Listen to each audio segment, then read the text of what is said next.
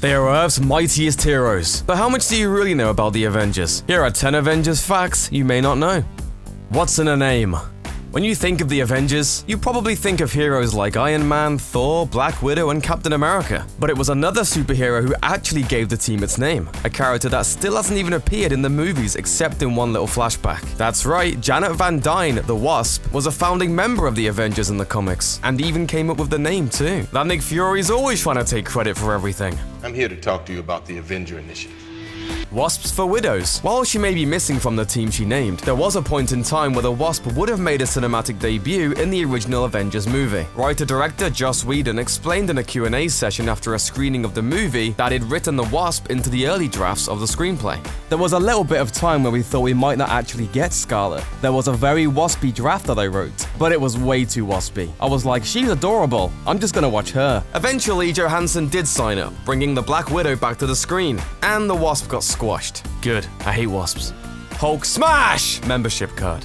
In the movies, the Hulk is one of the most high-profile members of the team. However, he was only an Avenger for a single issue in the comics. They formed in the last panel of Avengers #1, and by the end of the second issue, he'd already quit in a rage. What a baby.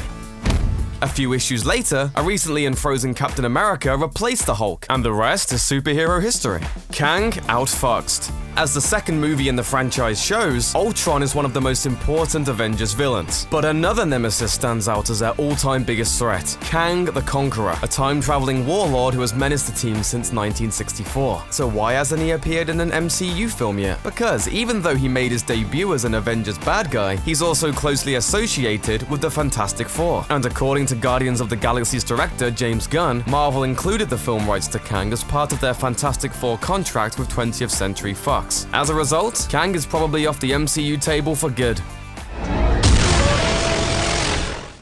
Avengers Disassembled. One of the most infamous moments in Avengers history took place in issue 16, in which the entire original team quit, only to be replaced by reformed supervillains. Why such a drastic roster change? Well, because Iron Man, Thor, Giant Man, and the Wasp were starring in their own solo comics, and Marvel mastermind Stan Lee was getting confused about the continuity. Did it work? Rather than spend time figuring out each month when each adventure happened in relation to the others, he decided to just feature different characters who weren't appearing in other comics. Avengers, Age of Makino. If you've ever looked at Ultron and thought he was pretty well suited to be an evil robot, you can thank a comic book called Captain Video, specifically issue number 3 from 1951. According to an interview with Ultron's co-creator Roy Thomas, artist John Buscema was partially inspired by the villain, Makino's creepy design. Just take a look at that perma-smile on his face. Visions of Other Worlds.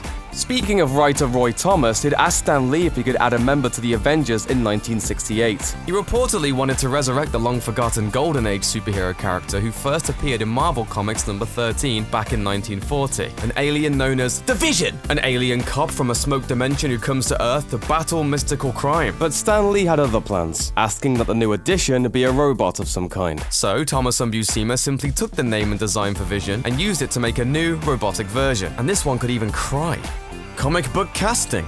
Follow along with this one, if you can. Hold on to your butt. In the comics, Nick Fury was originally a white World War II vet who eventually became an agent of S.H.I.E.L.D. When Marvel updated the character in the early 2000s for their Ultimate Universe, artist Brian Hitch decided to use Samuel L. Jackson as the model for the new version of Nick Fury. So when Marvel Studios produced the first Iron Man movie back in 2008, and the post-credits scene called for a cameo from Fury, there was only one man for the job, Samuel L. Jackson. Who the hell are you?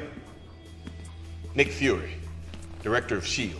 Once the movies became a hit, Marvel decided to make the comic book Nick Fury in the main Marvel universe match the films. To explain the change, the original Fury got a previously unknown African-American son, appropriately named Nick Fury Jr., who took over running S.H.I.E.L.D. for dear old dad. These days, Nick Sr. is out of the picture, because he's been chained to the moon. How's it working out for you? Rogue was an Avengers villain.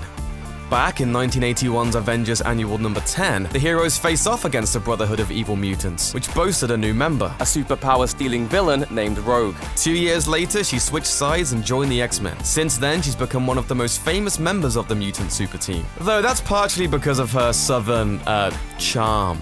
You're as fast as a swamp bug on a hot skillet. Joss Whedon, superhero scribe.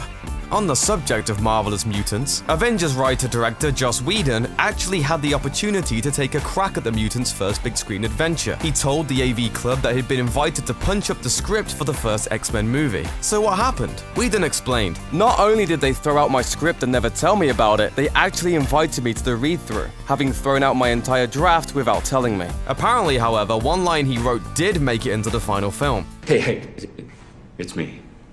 Prove it. You're a dick. Meanwhile, a few years later, Warner Brothers invited Whedon to write and direct a Wonder Woman feature film, but the project was scrapped in 2007. Incredibly, Whedon's Avengers movie in 2012 earned $1.5 billion and made the Marvel Cinematic Universe the envy of Hollywood. For Avengers fans, there's only one thing to say to 20th Century Fox and Warner Brothers for their mistakes. Good move. Thanks for watching. Subscribe to our YouTube channel to watch more videos like the one you just saw. And leave us a comment to let us know which Avengers facts surprised you the most.